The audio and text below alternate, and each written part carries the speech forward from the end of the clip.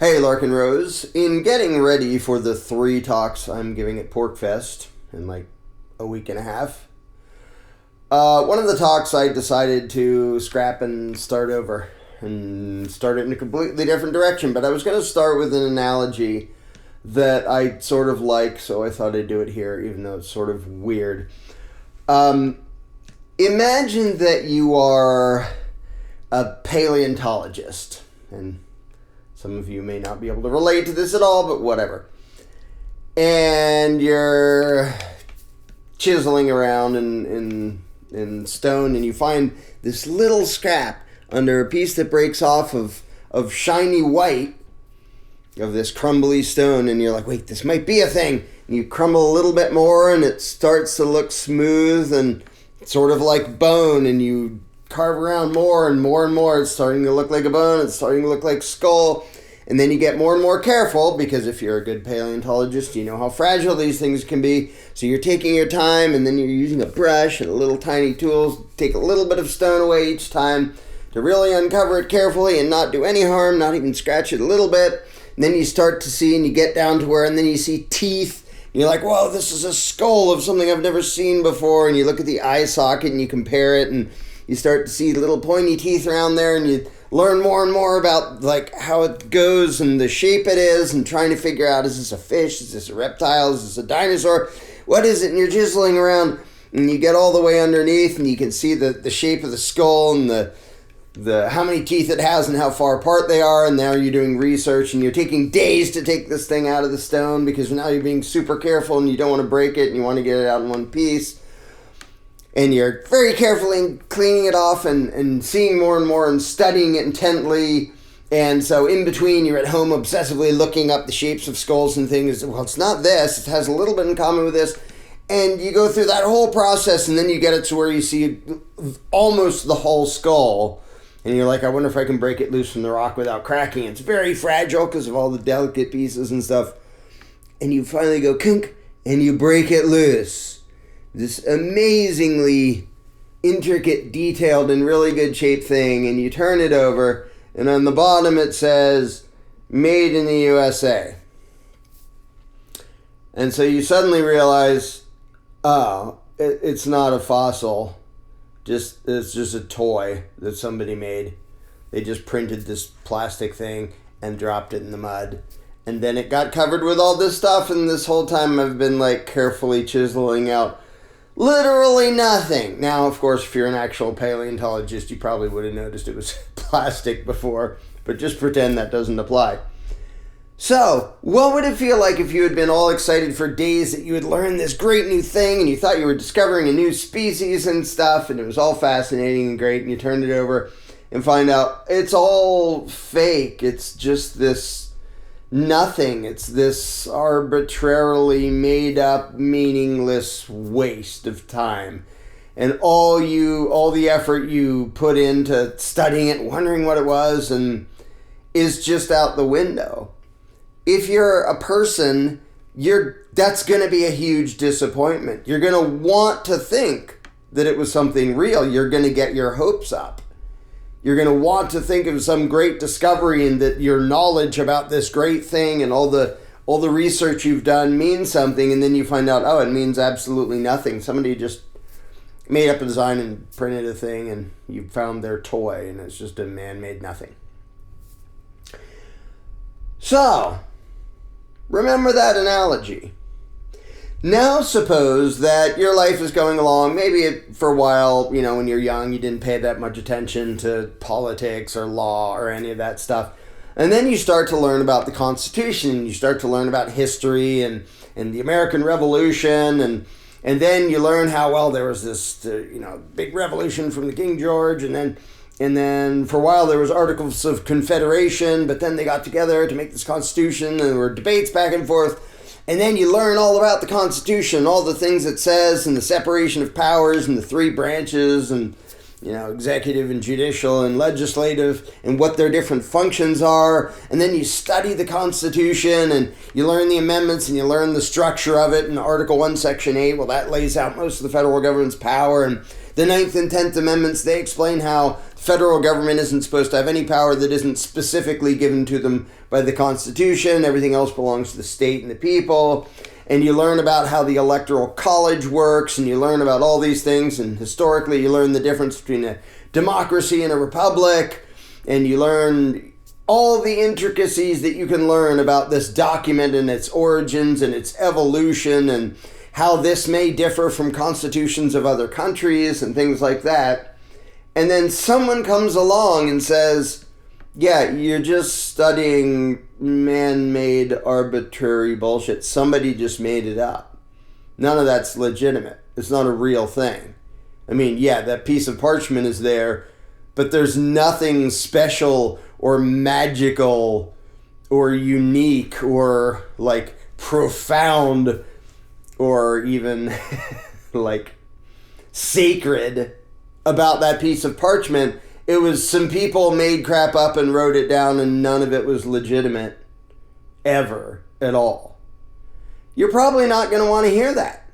And I know I didn't want to hear that when I was a constitutionalist 27 years ago, because I knew a whole bunch of the mythology and the minutia about this completely meaningless rag that isn't anything. It was literally just a thing to trick people into putting up with a new ruling class. And it worked. It did that. But there was nothing legitimate about it. It created zero actual legitimate authority, because nothing can create legitimate authority. It's just a more complicated, slightly more sophisticated version of the legend of the Lady of the Lake giving King Arthur a sword. It's BS. It's ridiculous mythology that was used by a bunch of parasitical crooks as an excuse to violently dominate and enslave lots and lots of other people. And I remember not wanting to give up all the stuff I knew about it, though. Yeah, but the 9th and 10th Amendments say it's only supposed to do these things, and there's other things the states are only supposed to do, and it's not really allowed to do. None of that mattered.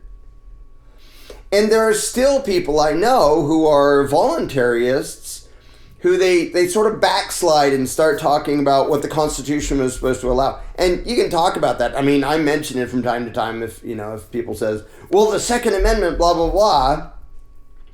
And yes, the Second Amendment, both sides of the Federalists and the Anti-Federalists agreed that the people should be more heavily armed than their own government so that in a gunfight the people would win. So there's the historical background, but that doesn't make it at all legitimate or meaningful. And I just saw someone, I didn't even look at the discussion, but I just saw someone post an exchange about, like, if you're an anarchist, can you believe in the Second Amendment? Like, what do you mean, believe in it? First of all, it's some ink on parchment. I believe that ink is on that parchment. Like, somebody scribbled that there. So, and the funny thing is, the Second Amendment doesn't pretend to give any rights. It describes the right of the people to keep and bear arms. And I totally think the people have the right to keep and bear arms. And it has absolutely nothing to do with somebody scrawling something on a piece of parchment. That's just a description of reality. It's like if they also wrote on the Constitution, 2 + 2 = 4. Do you believe that 2 + 2 = 4? Yeah, but that's not because that said it, and it wouldn't change if it said something else. That's just the description of reality. And so, sadly, most people who are rah, pro-freedom, they came from a root which included learning a whole bunch of completely pointless mythology about the Constitution. And then they don't want to let it go because they sort of think, well, that's our hope. If we could just get back to the Constitution, they think that's the path to freedom. And it isn't. That's literally the path. The best attempt, I've said this before, the best attempt ever at creating a national limited government, which was the U.S. Constitution, created the largest authoritarian empire the world has ever known. It didn't work. If the goal was to make a small, limited servant government, which is impossible anyway, it didn't stinking work, and it wasn't legitimate from day one. But it's funny and ironic when I see people arguing online. I see constitutionalists arguing with other statists, and the other statists, if they say, well, the Constitution is just old and it doesn't really matter, and the constitutionalists get all offended. How dare you, like, blaspheme against the sacred Constitution? And then sometimes I'm trying to be nice and sometimes I'm not, will come in and say, well, they're right that the Constitution is meaningless nothing, but they're right for the completely wrong reason, because they think it's nothing when it says government isn't allowed to do these things. They still believe in government. They believe in the biggest lie in the Constitution, which is that there can be such a thing as a legitimate ruling class, whether it's a republic or a democracy or any other bogus excuse. So the part they don't like is the Constitution trying to limit it, supposedly, in theory. Then the constitutionalists complain at them. But the constitutionalists, for the most part, have no practice arguing against people who want less of a ruling class than they do, because the vast majority of people, like all Democrats, all Republicans, all of anybody on that entire spectrum, wants more government than the Constitution authorized. So constitutionalists are there constantly arguing for less government, and they hardly ever have to be put in a position to justify the supposedly little amount of government they want. And then, voluntarist me or somebody else comes along and says, how can you even justify the robbery, the taxation that is constitutionally authorized? Like, I agree with you that everything beyond that is bogus. Everything the Democrats want, everything the Republicans want, all their authoritarian collectivist crap. Yeah, I'm on your side. They're all wrong. But so are you. You just want a smaller, tyrannical, parasitical, superhuman ruling class. And I remember being a constitutionalist, and I had no practice arguing in the other direction, because nobody I knew was claiming that I was arguing for too much government. And so the people who who learn all about the Constitution and look at the debates beforehand and get all attached to it, if someone comes along and says, yeah, that's nice, but it's all BS. Like, the Constitution isn't binding on anybody. It's just people making crap up. It was bogus from day one. They don't like to hear that. They don't like to think about that. Just like if you thought you discovered some awesome fossil skull and you found out, no, it's just made up crap, start to finish. There's nothing to be learned from it, except maybe learn your lesson and stop trying to create a legitimate ruling class, because there's no such thing. But that's learning that the whole thing was a mistake and a lie and a deception and a distraction. But there's still that human tendency when we people learn a whole bunch about something and we have a very complex, sophisticated understanding of something. When the premise of that whole thing is threatened, we don't like that. Generally speaking, when somebody comes along and says, oh, you're very versed in the Constitution. By the way, the Constitution's crap. None of it was binding on anybody. None of it was legitimate from day one. It was just another authoritarian deception. No, we need the Constitution, because otherwise there would be chaos and mayhem.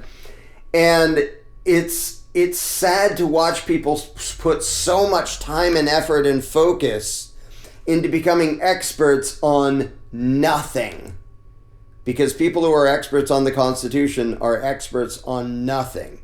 Now, the nicest thing I can say, to try to make them not feel too bad, is that in the debates, like in the Revolution and then the Declaration of Independence, and then you have things like Common Sense, the Thomas Paine pamphlet, and speeches back and forth, and the debates between the Federalists and Anti-Federalists, there is a bunch to be learned there, because that was basically a game between opportunistic parasites and people who were trying for their view of freedom. Now, very few of them were actually advocating real freedom, if any. I think, was it Thomas Paine or Patrick Henry who was accused of being an anarchist? And I'm there like, yeah, maybe he was. I hope he was. But But there's a lot to be learned because the debate back and forth, when you understand the underlying BS, you see that there were important ideas being debated there that weren't debated in most of the world throughout most of history. I'm actually going to cut this video short because I'm working on a video that's about the evolution of the understanding of freedom. Because it's been really dang weird, but kind of fascinating, the way the premise of self-ownership and non-aggression have been like peeking out here and there throughout histories in the weirdest ways and in the weirdest places and in amongst just piles of authoritarian domination. I'm not going to get into it too much here, but it's weird to watch humanity, like the actual understanding of peaceful coexistence throughout history, like peeking out here and there in the midst of violent conquests and war and tyrannical oppression and stuff. But these little glimpses of people going, something's wrong here. And it's just sad that it's the most uncomfortable for like constitutionalists who've studied it a whole bunch like I did many years ago, to have to go, oh, I studied it so much that I found out the whole thing was bogus. Like it never had any weight or legitimacy. And so I try to be a little bit patient and understanding when constitutionalists get defensive. It's the best attempt ever at making a government. I agree. Did it work? No. But you want to try it again? Yeah. Why?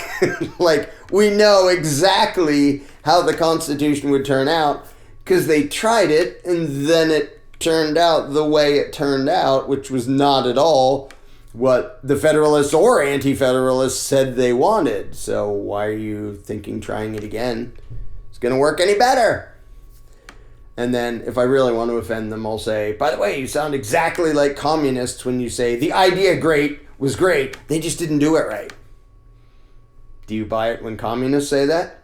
The idea of a limited constitutional republic with a Bill of Rights is great. They didn't do it right. They weren't vigilant enough.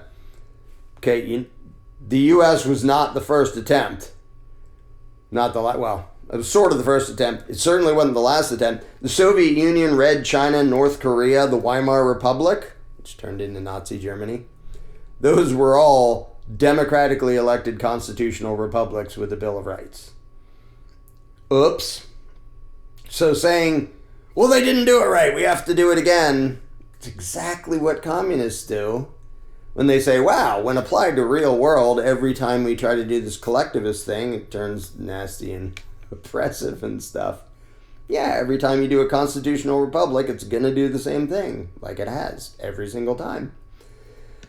And unfortunately, the people who believe in that stuff are going to have to go through the uncomfortable process of realizing and coming to grips with the fact that they became experts in meaningless crap. And hopefully they can learn a lesson not from the crap, but from figuring out it's crap and realizing, wow, the premise was the whole thing. And if you get the premise wrong, then studying all the nuances and minutia of something based on a crappy foundation, which is the belief in authoritarian power, the outcome doesn't matter. The outcome is a mess. So you need to fix your premise. So just thought I'd offend some people by bringing up that analogy. So now everyone can feel free to argue about it in the comments below. No, the Constitution was awesome because it turned out so great. So be offended. Have fun. And then maybe think hard enough about it that you start advocating actual freedom, which is not at all what the Constitution created.